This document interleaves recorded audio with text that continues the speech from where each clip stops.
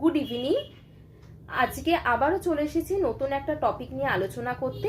আজকে আমার টপিক হলো deja vu and jamais vu. Deja vu and jamais vu both are French word.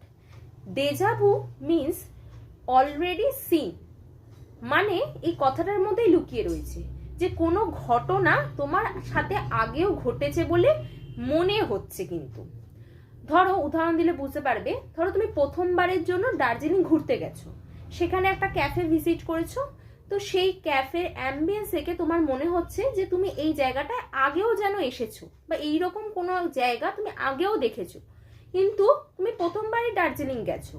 তো এই যে কোনো নতুন জায়গায় গেছো বা নতুন কিছু ঘটনা তোমার সাথে ঘটছে, কিন্তু তাও তোমার মনে হচ্ছে যে এই রকম ঘটনা হয়তো আগেও তোমার সাথে ঘটেছে।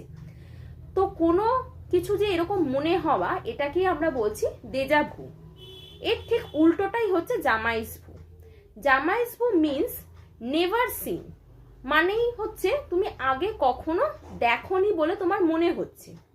ধরো তুমি রোজ অফিস যাও, এরকম একদিন তুমি তোমার অফিসে গেছো, তোমার যে জায়গাটা বসার সেই জায়গাটা হঠাৎ করে তোমার মনে হচ্ছে যে এই জায়গাটা ঠিক তোমার নয়, মানে এই জায়গাটা তুমি হয়তো কোনোদিন আসোনি, কিন্তু অথচ কিন্তু তুমি রোজ অফিস যাও, ওই জায়গাটা রোজ বসে তুমি কাজ করো।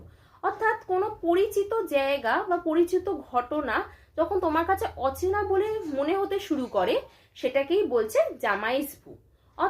মানেটা তাহলে কি দাঁড়াচ্ছে? দেজাভু মানে হচ্ছে যখন নতুন ঘটনা তোমার কাছে মনে হচ্ছে যে ঘটেছে বলে, আর জামাইজভু হচ্ছে ঠিক তার উল্টো, যে তোমার যে ঘটনা তোমার সাথে রোজ ঘটে কিন্তু বা যে জায়গাটা তোমার চেনা কিন্তু সেটাও তোমার অচেনা বলে মনে হচ্ছে, সেটা হচ্ছে জামাইজভু।